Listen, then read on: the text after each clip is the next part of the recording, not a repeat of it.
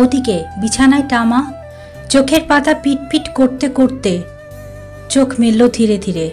চারপাশের অচেনা মুখগুলো দেখে এক দৃষ্টিতে তাকিয়ে থাকলো সে। ভয়, অনিশ্চয়তা সবকিছু ফুটে উঠেছে তার মুখে। চোখ ঘুরিয়ে দেখতে দেখতে এক সময় তার চোখ স্থির হলো নাথানের ওপর। জ্যাকব, আসো, দুর্বল গলায় বলল সে। এই যে, আমি তোমার বানর ভাই, এখানেই আছি, ইয়ানামতে বলল সে, টামার হাতে কোমলভাবে হাত বুলিয়ে। তুমি এখন নিরাপদ, তোমার বাবাও আছে এখানে। এক নার্স তাকাহুকে নিয়ে এলো। যখন সে দেখল তার মেয়ের জ্ঞান ফিরেছে, কথা বলছে, তখন হাঁটু গেড়ে বসে পড়ল সে মেঝেতে। তার উদ্বিগ্নতা উবে গেল মুহূর্তে, আনন্দে অশ্রুসিক্ত করল তাকে। ও এখান থেকে ভালো হয়ে উঠবে, তাকাহুকে আশ্বাস করল নাথান। কাউই তার ফিশিং বক্স কোচকাচ করে রুম থেকে বেরিয়ে গেল। নাথান এবং ওব্রেন পিছিয়ে নিল তার। এই পাউডারে কি ছিল? লালচে বাদামি চুলের ডাক্তার জিজ্ঞেস করল। শুকনো কুনাহ নে মাহলতা। নাথান বুঝিয়ে দিল ডাক্তারের এই হতবুদ্ধিকর উত্তর। এক ধরনের লতানো গাছ। এই একই গাছ গ্রামের সামান্য ওকে দিয়েছিল একটু আগে, আপনাকে যেমনটা বলেছিলাম। কেলি লজ্জায় লাল হয়ে গেল। আমার মনে হয় আপনার কাছে আমার একটু ক্ষমা চাইবার আছে।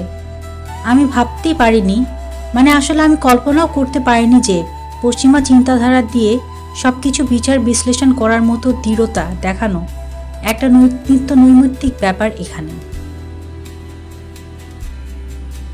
এতে লজ্জিত হবার কিছু নেই। কেলির কনুইতে আলতো করে হাত রেখে কথাগুলো বলে চোখ টিপল কাউই। নাথানও স্থির হয়ে থাকতে পারল না। এরপর থেকে সবকিছু আরো ভালো করে শোনার চেষ্টা করল। কর্কশভাবে বলল সে। মেয়েটা নিচের ঠোঁট কামড়ে ঘুরে চলে গেল। এমন রূঢ় একটা আচরণ করে নাথানের নিজেকে খুব ছোট মনে হতে লাগলো। সারাটা দিন ধরে চলতে থাকা দুশ্চিন্তা আর ভয় তার ধৈর্যকে নাজুক করে দিয়েছে। এই মেয়ে ডাক্তার তো তার সর্বাত্মক চেষ্টা করেছিল, আর সেটা জানার পরও ও তার সাথে নাথানের এমন রুক্ষ আচরণ করার উচিত হয়নি মোটেই। সে দুঃখ প্রকাশ করার জন্য মুখ খুলল, কিন্তু কিছু বলার আগেই সামনের দরজা সপাং করে খুলে গেল। লাল মাথার খাঁকি পোশাক পরা লোকটা, এক লম্বা মানুষ, আবির্ভূত হলো সেখানে। মাথার ওপর লাল রঙের সক্স বেসবল ক্যাপটা একটু বাড়াবাড়ি রকমের বড় হয়ে গেছে। লোকটা লবি ধরে হেঁটে এসে কেলির দিকে ইঙ্গিত করল। কেলি, যদি এখানে তোমার সাপ্লাইয়ের কাজ শেষ হয়ে থাকে তো আমাদের এখন এখান থেকে বেরোতে হবে। ওদিকে আমাদের জন্য নদীতে বোট অপেক্ষা করছে। হ্যাঁ, কেলি বলল, আমার এখানকার কাজ শেষ। তারপর সে নাথান ও কাউইর দিকে ফিরল। ধন্যবাদ আপনাদের। নাথানের চোখে কিছু সাদৃশ্য ধরা পড়ল এই তরুণী ডাক্তার ও আগন্তুকের মাঝে। মুখের ছোপ ছোপ তিল, চোখের চারপাশে ভাঁজ, এমনকি দুজনের কণ্ঠেই বোস্টনের টান। মেয়েটার ভাই, সে ভাবল নাথান। তাদের পেছন পেছন বের হয়ে রাস্তায় নামল, কিন্তু এগোতে পারল না। ছোটখাটো একটা ভিড় তাদের দিকে আসতেই প্রফেসর কাউইকে ঠেলে ঠুলে পেছনে সরে আসতে বাধ্য হলো নাথান। বিভিন্ন অস্ত্রে সজ্জিত একদল সৈন্যের একটি দল সারিবদ্ধভাবে দাঁড়ানো। নাথান দেখল অগ্রভাগ স্পেশাল M16 মডেলের অস্ত্র তাদের হাতে। কোমরে পিস্তল ঝোলানো আর পিঠে জিনিসপত্র বোঝায় ভারী ব্যাগ। সবার কাঁধে লাগানো নির্দিষ্ট ব্যাচটাও চিনতে পারল। আর্মি রেঞ্জার্স কমান্ডো সেনা। একজন রেডিওতে কথা বলে সৈন্য দলটিকে নদীর দিকে যেতে নির্দেশ দিল। কেলি ও আগন্তুক যোগ দিল সেই দলের সাথে। হল্ট, দূর থেকে একজন মানুষ বলে উঠল। মিলিটারিদের দেয়াল সরে যেতেই পরিচিত একটি মুখ দেখা গেল। এটা ম্যানুয়েল অ্যাজভেতো। কালো চুলের খাটো মতো একটি সৈন্যদের ঠেলে সামনে এগিয়েছে সে। তার পরনে ছেঁড়া ট্রাউজার আর যে শার্ট গায়ে দেওয়া সেটা পকেট ছিঁড়ে ঝুলে আছে। কোমরে ঝুলছে সবসময় সঙ্গী চাবুক। নাথান ও ম্যানুয়েলের হাসি দেখে হাসতে হাসতে এগিয়ে একে অপরকে জড়িয়ে ধরল। একে অপরের পিঠ কিছুক্ষণ চাপড়িয়ে ম্যানুয়েলের শার্টের ছেঁড়া অংশে হাত বুলাতে থাকলো সে। টর্টরের সাথে আবারও খেলছো দেখছি তাহলে। দাঁত বের করে হাসলো ম্যানুয়েল। তুমি শেষবার দেখার পর দৈত্যটার ওজন আরো 10 কেজি বেড়েছে, হাসলো নাথানও। দারুণ। নাথানের চোখ গেল রেঞ্জার্স বাহিনীর দিকে। বেচারারা ফ্যালফ্যাল করে তাকিয়ে আছে তাদের দুজনের দিকে। কেলি ও ব্রেন এবং তার ভয়েরও একই অবস্থা। নাথানের মিলিটারিদের উদ্দেশ্যে নেড়ে সায় দিয়ে তাদের রাস্তা ছেড়ে একপাশে সরে দাঁড়াতে বলল। তো এসবের মানে কি? এরা কোথায় যাচ্ছে? মিলিটারি দলটার দিকে তাকালো ম্যানুয়েল। দর্শকের কমতি নেই আশেপাশে, হা করে তাকিয়ে আছে ছত্রভঙ্গ আর্মি রেঞ্জার্সের দিকে। দেখে মনে হচ্ছে ইউএস সরকার গভীর জঙ্গলে কোনো গবেষণা বা অনুসন্ধানমূলক কাজে টাকা ঢালছে। কেন, মাদক চোরাচালানিদের পিছু নিচ্ছে নাকি? তখনই কেলি ওব্রেইন উল্টো হাঁটা শুরু করলো নাথানদের লক্ষ্য করে। কেলিকে দেখে ম্যানুয়েলের মাথা নেড়ে সায় দিয়ে একটা হাত নাথানের দিকে বাড়িয়ে দিল। আমি কি আপনাকে ডক্টর র্যান্ডের সাথে পরিচয় করিয়ে দিতে পারি? Doctor Nathan RAND. মনে হচ্ছে আগেই আমাদের পরিচয় হয়েছে, কেলি বলল একটু অস্বস্তিকর হাসি দিয়ে। কিন্তু সে তার নাম বলেনি আমাকে। নাথান অনুভব করলো কিছু নিঃশব্দ অভিব্যক্তি কেলি ও ম্যানুয়েলের মধ্যে আদান প্রদান হলো। কি হচ্ছে এখানে? জিজ্ঞেস করলো নাথান। নদী বেয়ে কি খুঁজতে যাচ্ছেন আপনারা? মেয়েটা সরাসরি তার চোখের দিকে তাকালো। এমেরাল্ড পাথরের মতো চকচকে সবুজ বর্ণের চোখ দুটো দারুণ আকর্ষণীয়। আমরা আপনাকে খুঁজতে এসেছি ডক্টর র্যান্ড। অধ্যায় 2। রিপোর্ট। আগস্ট 6 রাত 9:15 সাও গ্যাব্রিয়েল দ্য চিচিরিত। ম্যানুয়েলের FUNAI অফিস অতিক্রম করে নাথান এগুচ্ছে ব্রাজিলিয়ান আর্মি বেস ক্যাম্পের দিকে। তার সাথে আছে এক ব্রাজিলিয়ান বায়োলজিস্ট প্রফেসর কাউই। প্রফেসর যাত্রাপথে হাসপাতাল থেকে একটু ঘুরে এসেছে। তার কাছ থেকে ধীরে ধীরে টামার ভালো হয়ে ওঠার খবর শুনল নাথান। এখন কিছুটা চিন্তামুক্ত।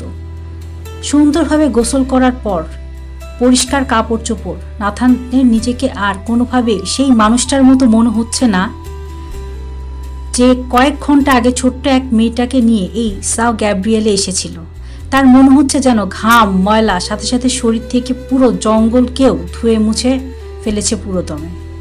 সদ্য ইয়ানোমোমো সদস্য হওয়া নাথান কয়েক ঘন্টার মধ্যেই পুরোপুরি এক আমেরিকান নাগরিকের রূপ নিল। আইরিশ স্প্রিং ডিওড্রান্ট সাবানের বিস্ময়কর রূপান্তর করার ক্ষমতার এটা। সে নাক দিয়ে শব্দ করে শরীরের সাথে লেগে থাকা বাকি ঘ্রাণটুকু নিতে লাগলো। দীর্ঘ সময় জঙ্গলে থাকার পর এই ঘ্রাণ একটু বমি বমি লাগছে, তাই না? মুখের পাইপ থেকে ধোঁয়া ছাড়তে ছাড়তে বলল প্রফেসর কাউই। প্রথম আমি যখন ভেনেজুয়েলার জঙ্গল ছেড়ে শহরে আসি, কি বলবো তোমায়, আমার জাগতিক সব অনুভূতির উপর যেন বোমাবর্ষণ হচ্ছিল। গন্ধ, শব্দ, ভয়ঙ্কর গতিতে ছুটে চলা সভ্যতা। অনেক সময় লেগেছিল এসব জিনিসের সাথে নিজেকে ধাতস্থ করতে। সত্যি অবাক করার মতো এত সহজে আপনি জঙ্গল ছেড়ে বাইরের এই অস্বাভাবিক জীবনে নিজেকে মানিয়ে নিয়েছেন, বলল নাথান।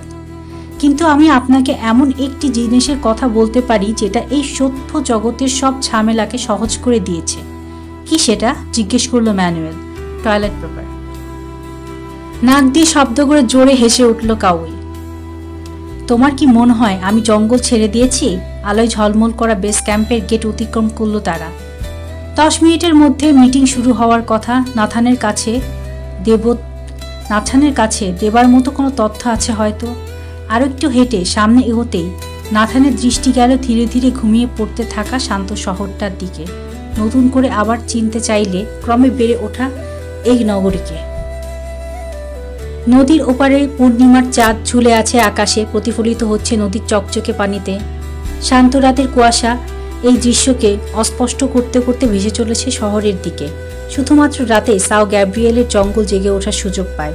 সূর্য ডোবার পর শহরের সব শব্দ ধীরে ধীরে ম্লান হতে থাকে, আর সেই জায়গায় স্থান করে নেয় আশেপাশের গাছ থেকে ভেসে আসা সোয়ালা পাখির কর্কশ সঙ্গীত।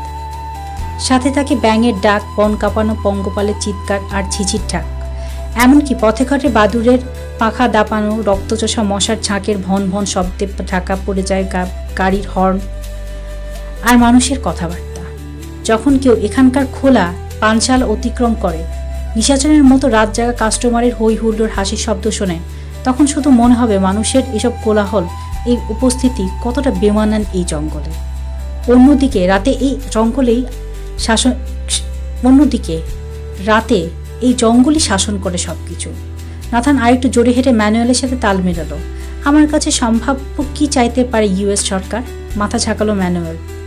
আমি নিশ্চিত নই, কিন্তু এটা কোনোভাবে তোমার পৃষ্ঠপোষককে জড়িয়ে ফেলেছে।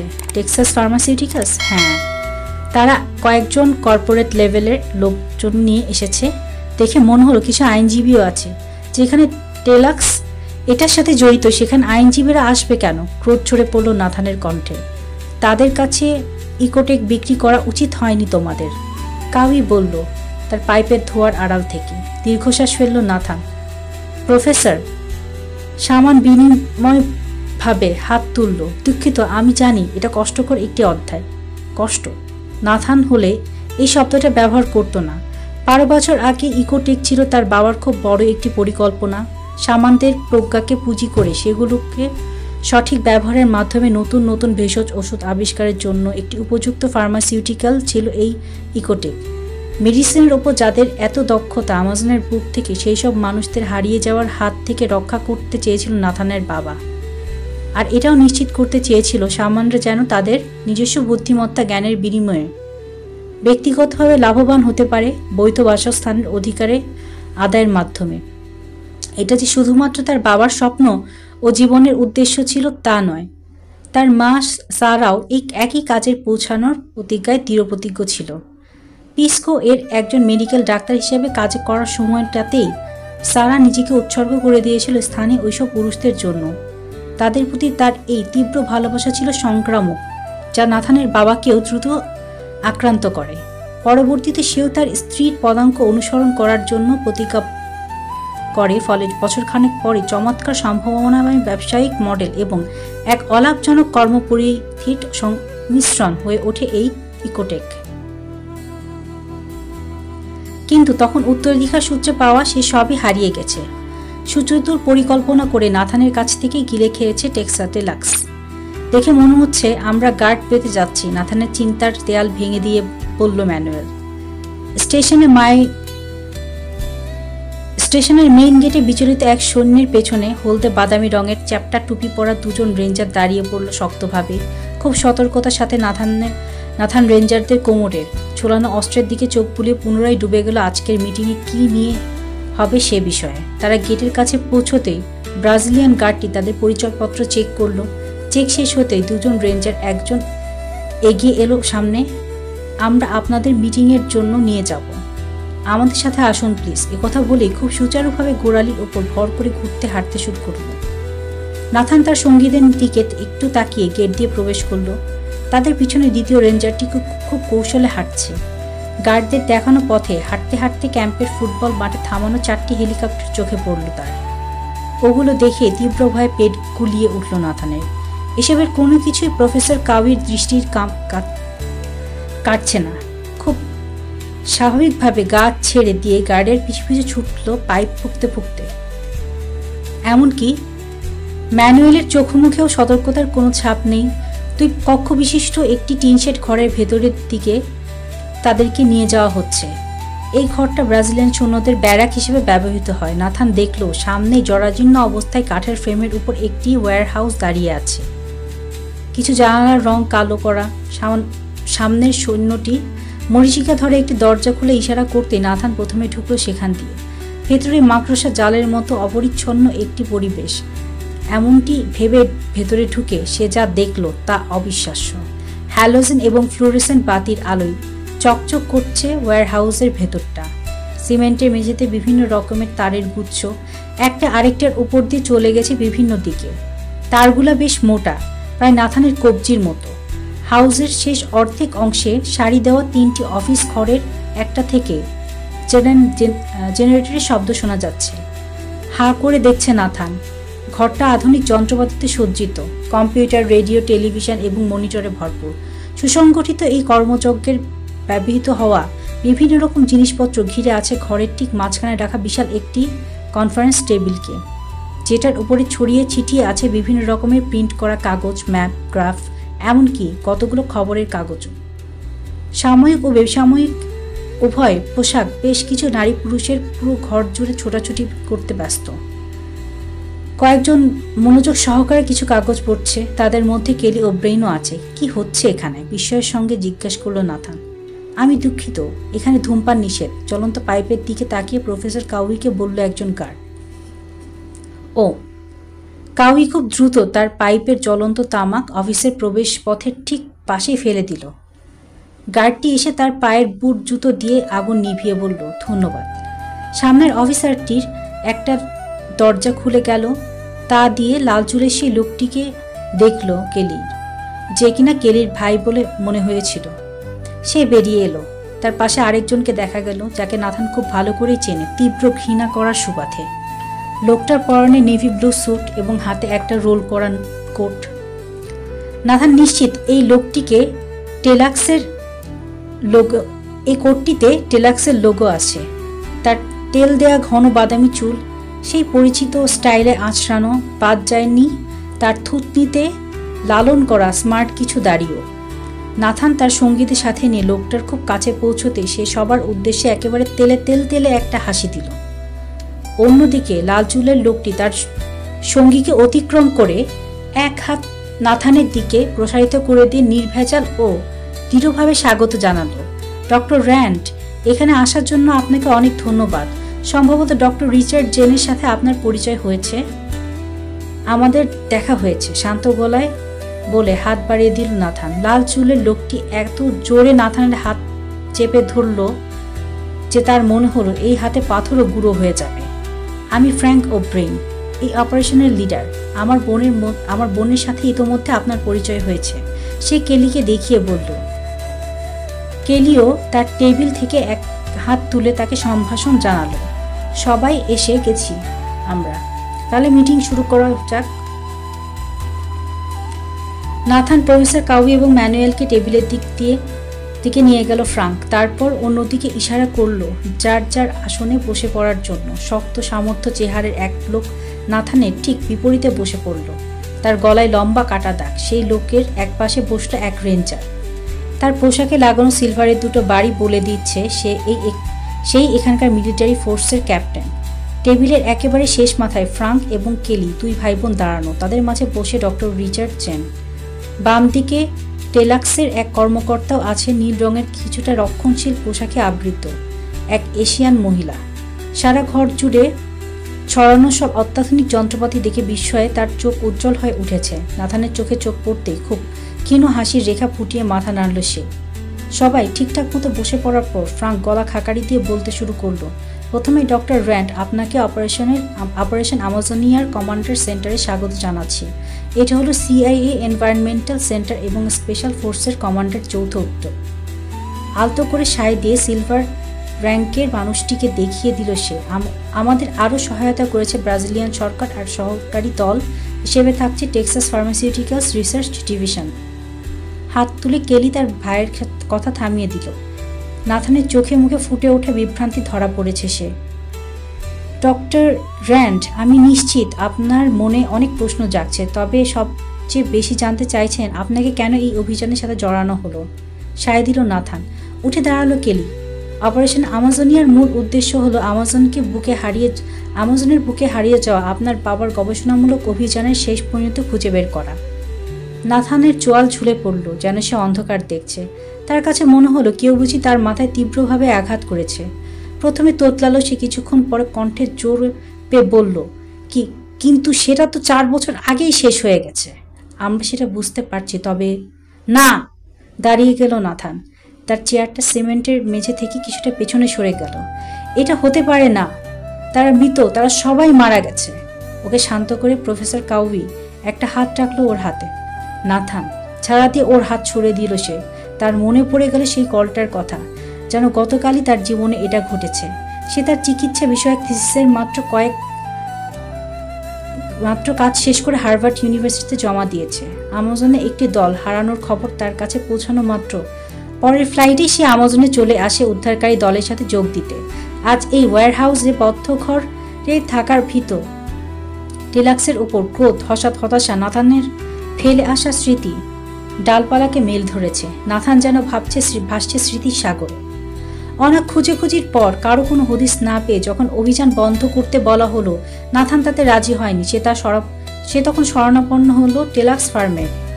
অনেক মিনতি করে জানায় ব্যক্তিগতভাবে তাকে যেন অনুসন্ধান কাজ চালাতে সাহায্য করে তারা।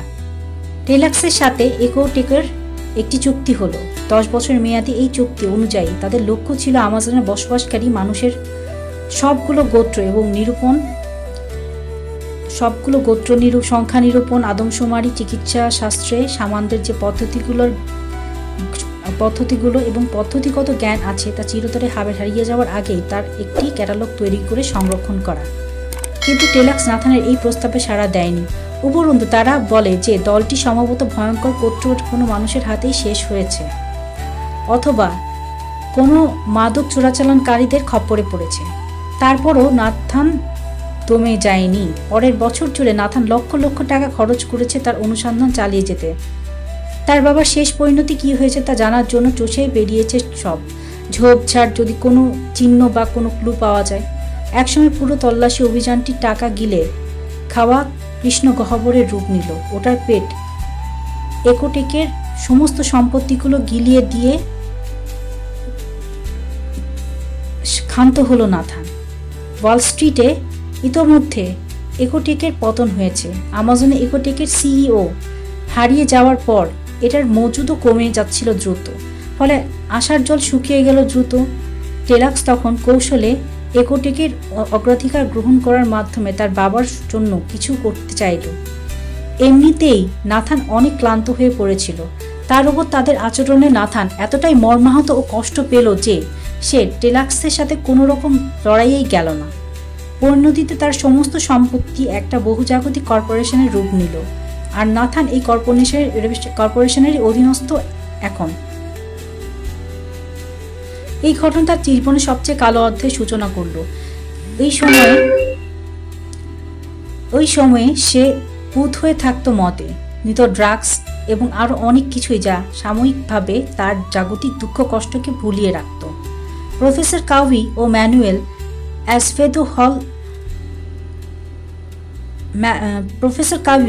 অ্যাজভেদো হলো সেই দুজন ব্যক্তি যা তাকে সেই দুঃসাহসী জীবন থেকে ফিরিয়ে আনে।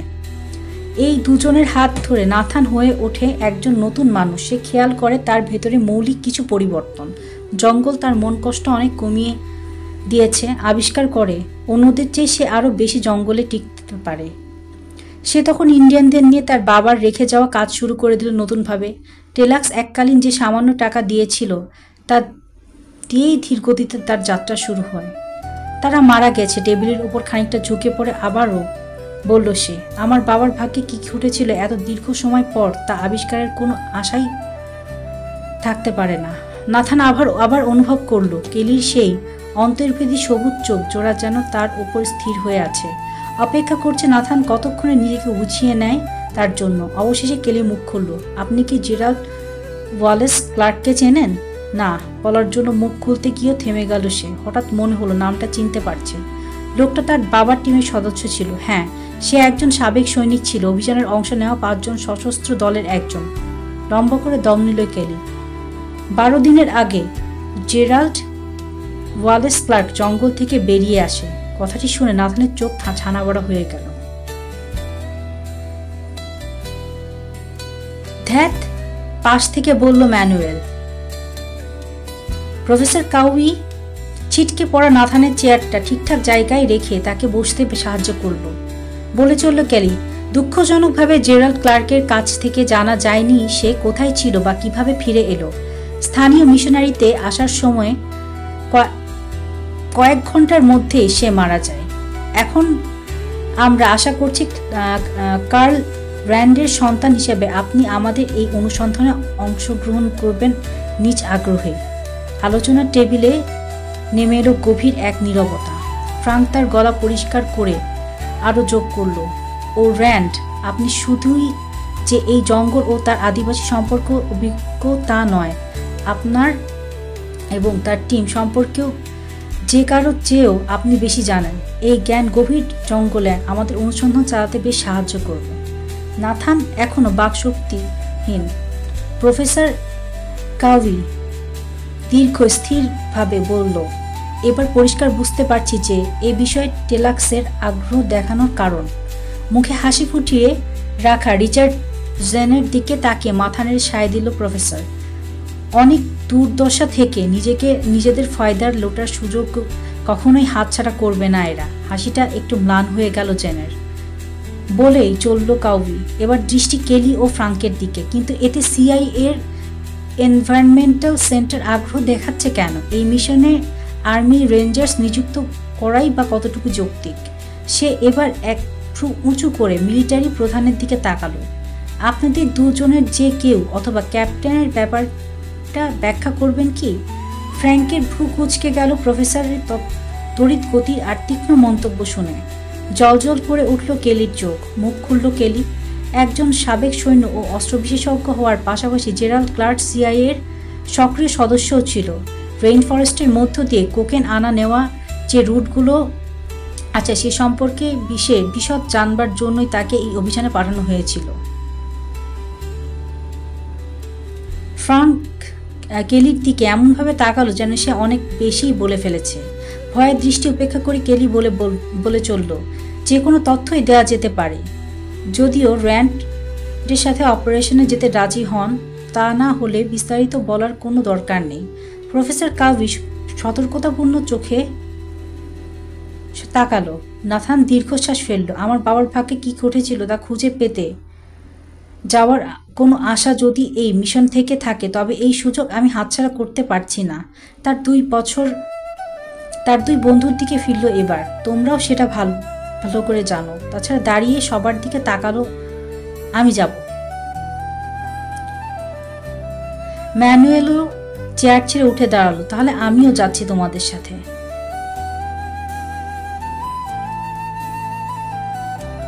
সবার উপরে একটু চোখ বুলে নিয়ে আবারও বলতে শুরু করলো, কেউ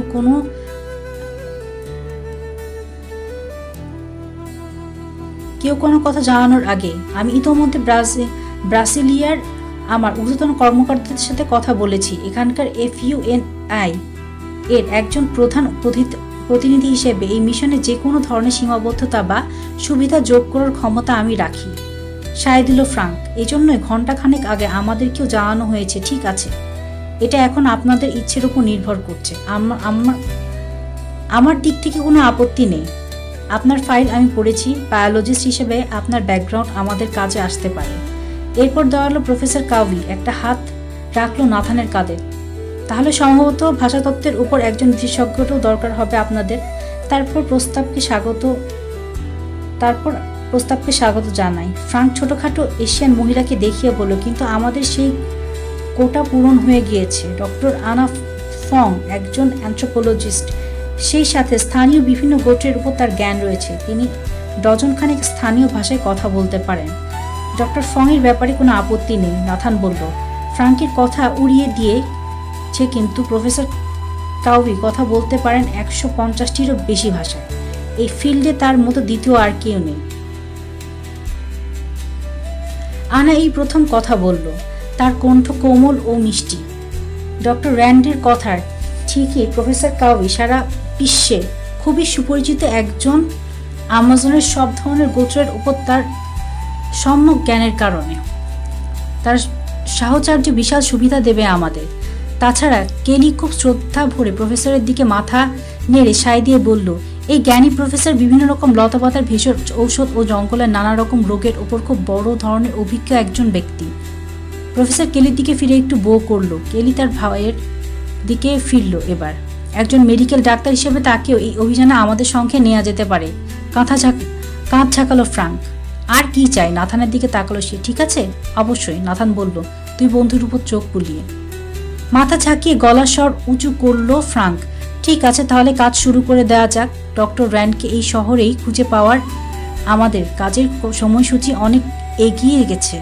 সকালে রওনা হওয়ার আগে আমাদের বেশ কিছু কাজ পড়ে আছে। সবাই যে যার মতো কথা শুরু করে দিতে ফ্রাঙ্ক নাথানের দিকে ফিরল। তাহলে এখন দেখা যাক আপনারা আরও কি প্রশ্নের উত্তর দেওয়া যায় কিনা। সে তার বোনকে নিয়ে অন্য আরেকটি অফিসের দিকে এগিয়ে গেল। তাদের অনুসরণ করলো নাথান ও তার দুই বন্ধু। ম্যাডলিন নাথানের কাঁধের ওপর দিয়ে উঁকি দিয়ে কর্মব্যস্ততায় ভরা ঘরটার দিকে তাকালো। স্বেচ্ছাশ্রম দিয়ে আমরা করলামটা কি? আছে, অবাক করার মতোই কিছু আছে। অফিসের দরজা খুলে ধরে রেখে উত্তর দিল কেলি। ভেতরে আসুন, আপনাকে দেখাচ্ছি আমি। নাথানের হাত শক্ত করে রাখা এজেন্ট ক্লার্কের ছবিগুলো পাশের জনকে দিয়ে দিল সে। মানে আপনি বলছেন এই লোকটার হাতে আবার নতুন করে গজিয়েছে? ফ্রাঙ্ক ডেস্কের চারপাশে ঘুরে এসে একটা সিটে বসলো। দেখে তাই মনে হচ্ছে। তার রেকর্ডকৃত পূর্বের ফিঙ্গারপ্রিন্টের সাথেও মিলে গেছে। লোকটার লাশ মানাউসের মর্গ থেকে আজকে আনা হয়েছে। এখান থেকে যাবে স্টেটসে। তার দেহাবশেষ পরীক্ষা করে দেখা হবে আগামীকাল একটি প্রাইভেট রিসার্চ ফ্যাসিলিটিতে, যেটার পৃষ্ঠপোষকতা করছে মিডিয়া। মিডিয়া? জিজ্ঞেস করা ম্যানুয়াল। নামটা পরিচিত মনে হচ্ছে কেন? মিডিয়া, এটার প্রতিষ্ঠা করা হয় 1992 সালে। রেইন ফরেস্ট সংরক্ষণের জন্য সক্রিয়ভাবে কাজ করে যাচ্ছে এটা। দেয়ালে লাগানো টোপোগ্রাফিক মানচিত্র পড়তে পড়তে জবাব দিল কেলি। এই মিডিয়াকেই তো চিনতাম না। হাতের ছবিগুলো ডেস্কের উপর রাখতে রাখতে বলল নাথান। তাহলে তো পেছনের দিকে যেতে হয়। 1989 সালের ঘটনা।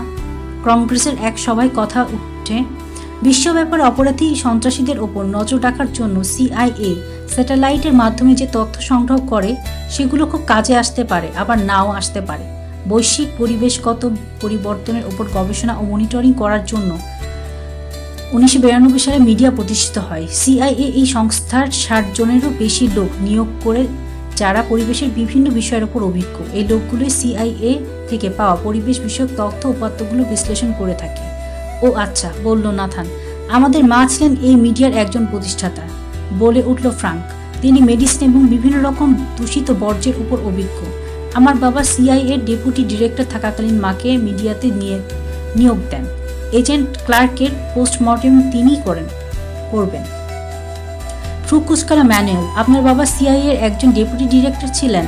মুখে কিশোর তিক্ততা ফুটিয়ে বলল ফ্রাঙ্ক। কেলি ম্যাপ রেখে ঘুরে দাঁড়ালো। তিনি এখন CIA এনভায়রনমেন্টাল সেন্টারের ডিরেক্টর। এই ডিভিশনটি মিডিয়ার নির্দেশে 1997 সালে ভাইস প্রেসিডেন্ট আল গোর প্রতিষ্ঠান করেন। ফ্রাঙ্কও এই একই ভিশনে কাজ করে। আপনি জিজ্ঞেস করল নাথান। আপনিও কি CIA-তে আছেন? সে মিডিয়ার সবচেয়ে ঘনিষ্ঠ সদস্য। কিন্তু প্রশ্নটার জবাব দেওয়ার আগে ফ্রাঙ্ক বলে উঠল। তার কণ্ঠে কিছুটা গর্ব ঝরে পড়ল, আর এই সম্মানটির চোখে পড়ার মতো। এ কারণে এই মিশনে আমাদের নির্বাচিত করা হয়েছে। আমি CIA প্রতিনিধিত্ব করছি, আর কেলি করছে মিডিয়ার।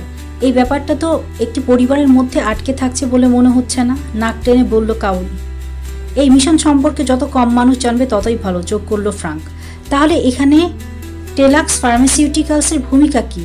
ওব্রেইনরা কিছু বলার আগে উত্তর দিলে কাউলি। ব্যাপার কি পরিষ্কার মনে হচ্ছে না?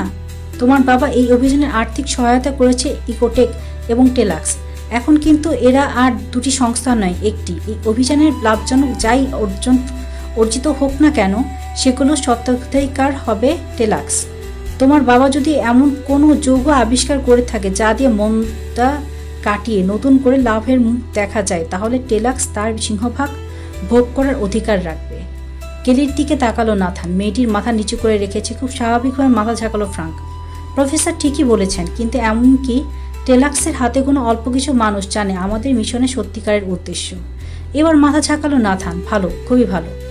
কাউভি সহমর্মিতার একটি হাত রাখলো নাথানের কাঁধে। ওসব থাক, ম্যানুয়াল বলল। আমাদের প্রথম কাজটা কি? আমি দেখাচ্ছি আপনাদের। কেলি আবার তার পিছনের দেয়ালে ঝোলানো ম্যাপের দিকে ফিরল। ম্যাপের প্রায় মাঝামাঝি একটা জায়গায় আঙুল রাখলো সে। আমি নিশ্চিত ডক্টর র্যান্ড এই ম্যাপটির সাথে পরিচিত। ম্যাপের দিকে তাকিয়ে খুব সহজেই নাথান চিনতে পারল ওটা।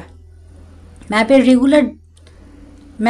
রেগুলার যেন নিজেই হাতে রেখা, এতটাই পরিচিত তার। আমার বাবার টিমের ব্যবহার করা এই রাস্তা 4 বছর আগে, ঠিক তাই, বলল কেলি। ম্যাপের ওপর দিয়ে বয়ে চলা এক সারি ডট লাইনের দিকে আঙ্গুল চালাতে চালাতে সে যে লাইনটা মানাউসের বিক্ষিপ্তভাবে গড়ে ওঠা শহরের মধ্য দিয়ে ম্যাডেইরা নদীর দক্ষিণ তীরে ঘেঁষে মিশেছে শহরের, এখান থেকে লাইনটা উত্তর দিকে মোড় নিয়ে সোজা চলে গেছে আমাজনের প্রাণকেন্দ্রে, যেখান থেকেই টিমটা উত্তর আমাজন ও দক্ষিণ আমাজনের মধ্যবর্তী তুলনামূলক কম আকৃতির একটি জায়গা অতিক্রম করে আড়াআড়িভাবে লাইনটার শেষ প্রান্তে ছোট একটা ক্রসের উপর এসে আঙ্গুল থামালো কেলির। এই হলো সেই জায়গা যেখান থেকে আমাদের সাথে সকল রেডিও যোগাযোগ বিচ্ছিন্ন হয়েছিল। এবার এখান থেকেই সব রকম অনুসন্ধান শুরু হচ্ছিল, যে অনুসন্ধানের টাকা দিয়েছিল ব্রাজিলিয়ান সরকার এবং অন্যান্য বেসরকারি সংস্থা। খুব তাৎপর্যপূর্ণ দৃষ্টিতে নাথানের দিকে তাকালো কেলি। এই অনুসন্ধান সম্পর্কে আপনি আমাদের কিছু বলবেন কি? ডেস্কে ঘুরে এসে ম্যাপের উপর দৃষ্টি হানল নাথান। ধীরে বয়ে চলে এক হতাশার স্রোত তার ভেতরের সত্তাকে বিদ্ধ করলো যেন। সময়টা ছিল ডিসেম্বর মাস, সর্বোচ্চ বৃষ্টিপাতের সময়। অলস ভঙ্গিতে ফিসফিস করলো সে। খুব দ্রুত দুটো জলোচ্ছ্বাস এই এলাকাটাই ডুবিয়ে দিয়ে যায়। প্রাথমিকভাবে কাউকে খুঁজে না পাওয়ায় এটাও একটা কারণ, কিন্তু সপ্তাহখানেক পর পানির স্রোত কমে এলে টিমের কাছ থেকে আমরা তাদের কাজের আপডেট যখন পাই তখন একটা বিপদ সংকেত ছড়িয়ে পড়েছিল। প্রথম ওটা নিয়ে কেউ দুশ্চিন্তা করেনি। এই মানুষগুলো তো সারা জীবন জঙ্গলেই কাটিয়েছে, কী বা সমস্যা হতে পারে তাদের। কিন্তু সার্চ টিম যখন প্রাথমিকভাবে অনুসন্ধান শুরু করলো তখন ব্যাপারটা খুব সহজেই বোঝা গেল যে হারানো টিমকে শনাক্ত করার জন্য যাই থাকুক না কেন সবই ধুয়ে মুছে গেছে বৃষ্টির আর বন্যার পানিতে। যখন প্রথম অনুসন্ধানকারী দলটি ওখানে পৌঁছায় তখন এই জায়গায় একটা আঙুল ম্যাপের উপর রাখা কালো রঙের এক্সে চিহ্নিত জায়গায় রেখে বলল নাথান, পানির নিচে তলায় নেই। নাথান ঘুরে দাঁড়ালো অন্যদিকে। এরপর এক সপ্তাহ গেল, তারপর আরো এক সপ্তাহ, কিছু পাওয়া গেল না। না কোনো সূত্র, না কোনো কণ্ঠস্বর। সর্বশেষ আতঙ্ক ভরা সাহায্যের আবেদনের আগ পর্যন্ত। সাহায্য পাঠাও, বেশিক্ষণ টিকতে পারছি না। ওহ গড, তারা আমাদের চারপাশে ঘিরে ফেলেছে। গভীর করে দম নিল নাথান। ভেসে আসা এই শব্দগুলো এখনো আহত করে তাকে। রেডিও সিগন্যালটা বেশ অস্পষ্ট কিছু ছিল তার। এটা শনাক্ত করা অসম্ভব ছিল কথাগুলো কে বলেছে। হতে পারে এটা ছিল এজেন্ট ক্লার্ক, কিন্তু নাথান ভেতর ভেতর ঠিকই জানতো কণ্ঠটি তার বাবার। সে হুবহু এই মেসেজটা শুনেছে তার বাবার শেষ কথাগুলোয়। ডেস্কের উপর ছড়ানো ছিটানো ছবিগুলোর দিকে একদৃষ্টিতে তাকিয়ে রইল নাথান। পরবর্তী 3 মাস উদ্ধারকারী দল পুরো এলাকাটা চষে ফেললো, কিন্তু ঝড় ও জলোচ্ছ্বাসে সব কাজ বাধা হয়ে দাঁড়ালো। কেউ কিছুই বলতে পারলো না বাবার টিমটা কোন দিকে গেছে, পূর্ব, পশ্চিম, উত্তর নাকি দক্ষিণে। কাজ ছাকালো সে। এটা সম্ভবত ছিল আমাদের টেক্সাস শহর থেকেও বড় একটা অঞ্চল জুড়ে খোঁজাখুঁজি করলাম, কোনো লাভ হলো না। তাই এক সময় সবাই ক্ষান্ত দিল। আপনি ছাড়াও, নরম কণ্ঠে বলল কেলি। মুষ্টিবদ্ধ হয়ে গেল নাথানের এক হাত। এতে করে ভালোই হয়েছিল, আমার সাথে কোনো যোগাযোগই রইল না তার পরবর্তীতে। এখন পর্যন্ত কেলি বলল। সে নাথানের দৃষ্টিকে ধীরে ধীরে ম্যাপের ওপর দিয়ে নিয়ে গেল, লাল রঙের একটা বৃত্তের ওপর, যেটা আগে সে খেয়াল করেনি। জায়গাটা সাও গ্যাব্রিয়েল থেকে 200 মাইল দূরে জারুয়া নদীর তীরবর্তী একটি অঞ্চল। নদীটা সলিমোস নদীর একটি শাখা, যেটা গিয়ে মিশেছে দক্ষিণে চলে যাওয়া বিশাল আমাজনের সাথে। এই হলো পাওয়ের মিশনারি, যেখানে এজেন্ট ক্লার্ক মারা যান। এই জায়গাতেই আগামীকাল রওনা হচ্ছি আমরা। তারপরের কাজ, জিজ্ঞেস করলো ম্যানুয়েল। আমরা জেরাল্ড ক্লার্কের পথ অনুসরণ করব। আমাদের অবশ্যই একটা সুবিধা আছে, যেটা প্রথম অনুসন্ধান শুরু করা দলের ছিল না। কি সেটা? ম্যানুয়েল জানতে চাইল। দেয়ালের ম্যাপের দিকে একটু ঝুঁকে বলল নাথান, গ্রীষ্মের একেবারে শেষ মুহূর্তে আমরা গত 1 মাসের মধ্যে বড় কোনো ঝড় বৃষ্টি হয়েছে বলে দেখিনি। সবার দিকে ফিরে তাকালো। জেরাল্ড ক্লার্কের ব্যবহার করা পথ খুঁজে পাবো আমরা সহজেই। উঠে দাঁড়িয়ে ফ্রাঙ্ক দেয়ালের ম্যাপের দিকে ইঙ্গিত করে বলতে শুরু করলো, তাই জরুরি ভিত্তিতে এবং দ্রুততার সাথে এই মিশন সমন্বয় করলে আমরা আশা করছি জেরাল্ড ক্লার্কের ব্যবহৃত পথ খুঁজে পাবো, আর সেটা বর্ষাকালের বৃষ্টির পানিতে ডুবে যাওয়ার আগে। আরও আশা করছি তার চেতনা যথেষ্ট সক্রিয় ছিল সে সময়। হয়তো সে তার ব্যবহারের পথ ধরে আসার সময় গাছের পায়ে ও পাথরের ওপর কোনো চিহ্ন রেখে এসেছে। সেগুলো ধরে আমরা তার 4 বছর ধরে গুম হয়ে থাকা জায়গাটা খুঁজে বের করতে পারি। ফ্রাঙ্ক ডেস্কের দিকে ফিরে সেখান থেকে বড় একটা ভাঁজ করা কাগজ টেনে বের করল। কাগজটা স্কেচ করা। যেহেতু আমরা আনাফংয়ের মতো একজন নিযুক্ত করেছি, যে কিনা নিম্ন বর্ণের ইন্ডিয়ান, মিশরীয় বা যে কোনো কারণেই ভাবের আদান প্রদান করতে পারবে, সেহেতু তাদের জিজ্ঞাসাবাদ করে আমরা জানতে পারবো শরীরের এরকম চিহ্ন অঙ্কিত কাউকে তারা দেখছে কিনা। কাজেই হাতের কাগজটা ভাঁজ করে ডেস্কের উপর মেলে ধরল সে। হাতে স্কেচ করে একটি ড্রয়িং বেরিয়ে এলো। এই ট্যাটুগুলো আঁকা ছিল এজেন্ট ক্লার্কের পুরো বুক আর পেট জুড়ে। আমরা আশা করছি এমন কোনো মানুষ খুঁজে পাবে, হোক তার ছোটোখাটো বা বিভিন্ন কোনো গোত্র, যারা এরকম চিহ্ন আঁকা কাউকে দেখেছে। তীব্র আতঙ্কে কেঁপে উঠল প্রফেসর কাউরি। আর এরকম অতিক্রান্ত আর এরকম প্রতিক্রিয়ার ঘরে কারো দৃষ্টি এড়ালো না। কি হলো জানতে চাইল নাথান। কাউরি স্কেচ করা কাগজটার দিকে দেখালো। সর্পিল আকারের পেঁচানো ও জটিল এক রেখাশৈলী একটা হাতের ছাপকে কেন্দ্র করে ঘুরছে যেন। এটা খারাপ, সত্যিই খুব খারাপ। কিছুটা বেখারি সুরে কথাটা বলে পকেট হাতড়ে পাইপটা বের করে আনলো কাউই। অনুমতি পাবে কিনা এমন প্রশ্নবিদ্ধ একটি দৃষ্টি দিয়ে ফ্রাঙ্কের দিকে চেয়েছে। তাকে হতাশ না করে মাথা নেড়ে সায় দিল। কাউই একটা পাউচ বের করে সেখান থেকে স্থানীয়ভাবে জন্মানো কিছু তামাক পাইপের মধ্যে ঢুকিয়ে তাতে আগুন জ্বালালো। নাথান দেখলো প্রফেসরের হাত কাঁপছে। এমনটা সে এর আগে কখনো দেখেনি। ছবিটা কিসের? মুখের পাইপ থেকে ধোঁয়া ছেড়ে কথা বলতে শুরু করলো কাউই। ধীরে ধীরে এই সিম্বলটা ব্যান আলীর। এরা হলো ব্লাড জাগুয়ার। আপনি চেনেন এই গোত্র? প্রশ্ন করলো কেলি। মুখ থেকে ধোঁয়ার দীর্ঘ একটা কুণ্ডলি বের করতে করতে কাঁধ ঝাঁকালো কাউই। এই গোত্র সম্বন্ধে কেউ কিছুই জানতে পারে না। এটা হলো এক ভয়াল গল্পের ফিসফিসানি, যে গল্প এক প্রজন্ম থেকে আরেক প্রজন্মে চলে আসছে।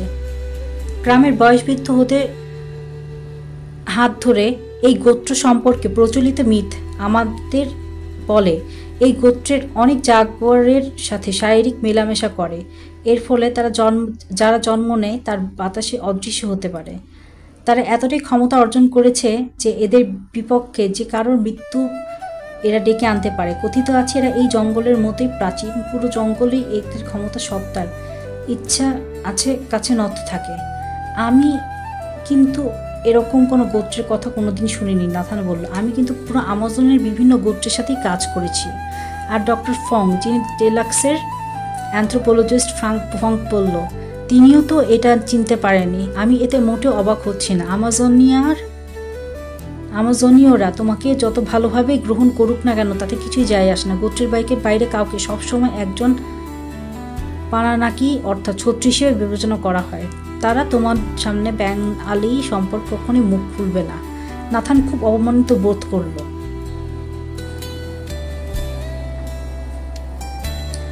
কিন্তু না নাথান, আমি তোমার কাজ বা সামর্থ্যকে ছোট করে দেখছি না, কিন্তু অনেক গোত্রের কাছেই কিন্তু এই নামটা বেশ ক্ষমতাধর। হাতে গোনা কিছু মানুষ হয়তো ব্যান আলীর নাম বলতে পারে।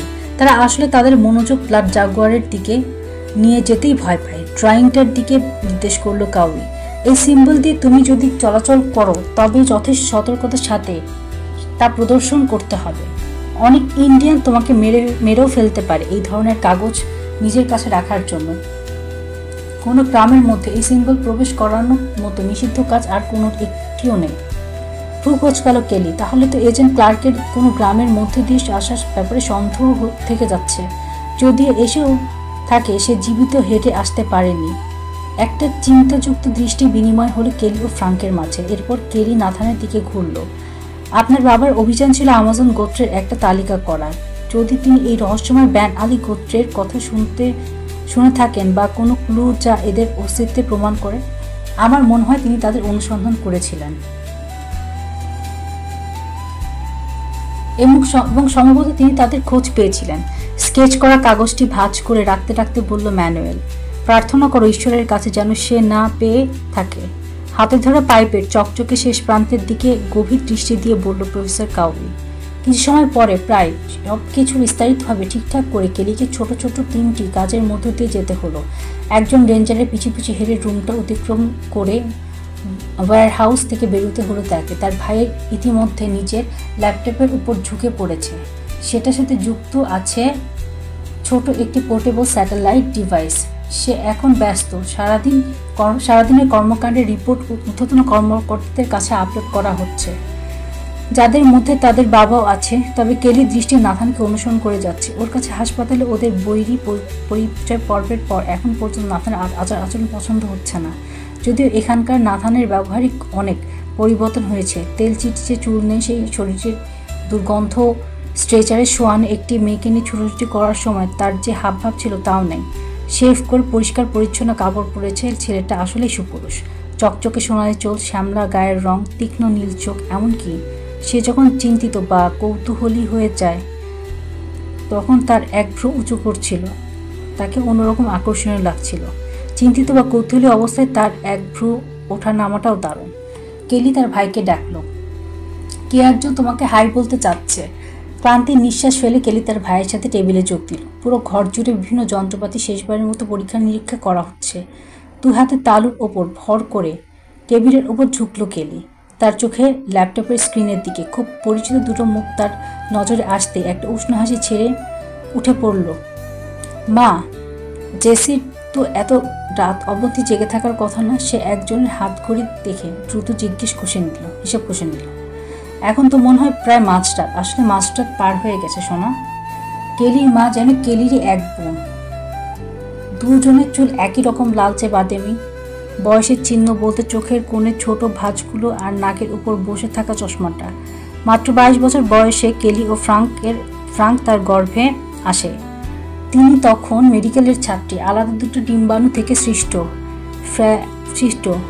ফ্র্যাটের নাম চমৎ সন্তান দেওয়াটাই যথেষ্ট ছিল একজন মেডিকেলের ছাত্রী ও তরুণ নেভি সার্ভিল্যান্সের ইঞ্জিনিয়ারের পক্ষে। কেলির বাবা মা তার কোনো সান্ত্বনা নেয়নি, কিন্তু কেলিকে কোনো কিছুই থামাতে পারেনি।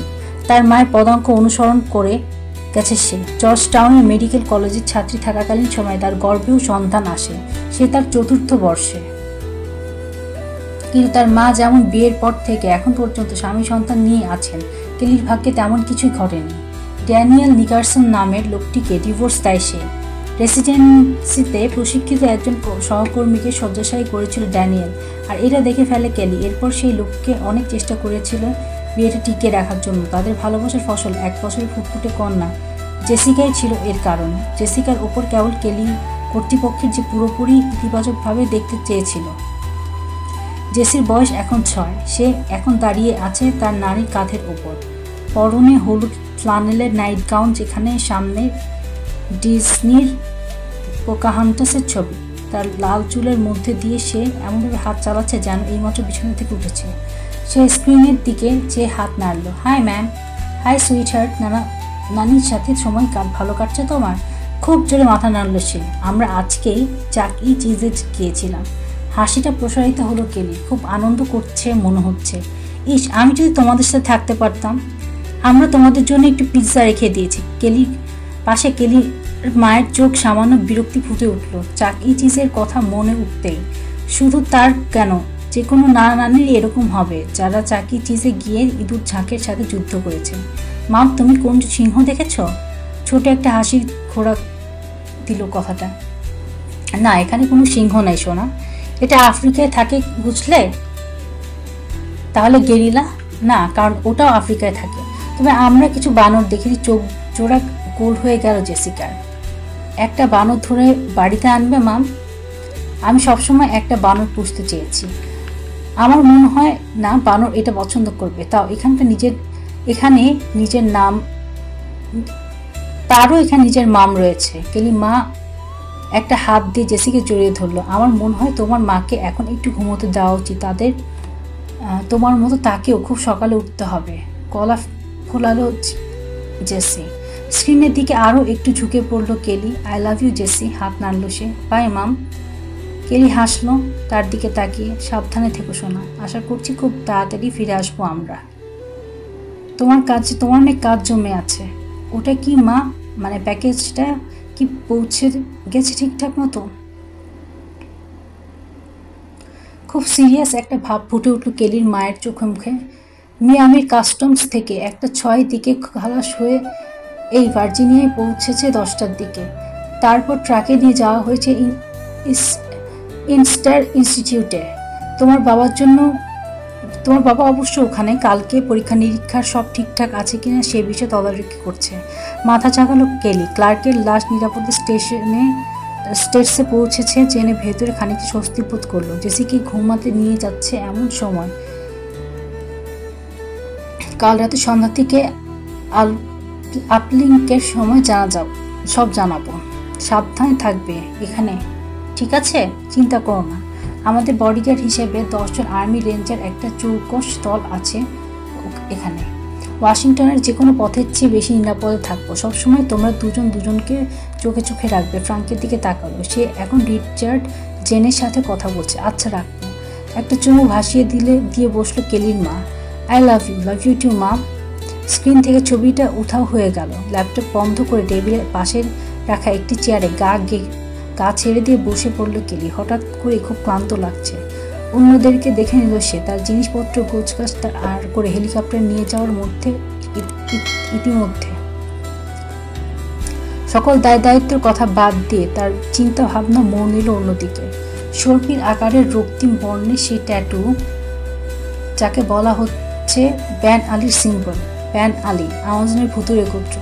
দুটি প্রশ্ন তারা করছে তাকে, এমন কোন অলৌকিক ক্ষমতার গোত্রের আদৌ অস্তিত্ব আছে কি? আর যদি থেকেই থাকে তবে 10 জন রেঞ্জার্স কি যথেষ্ট তাদের পক্ষে?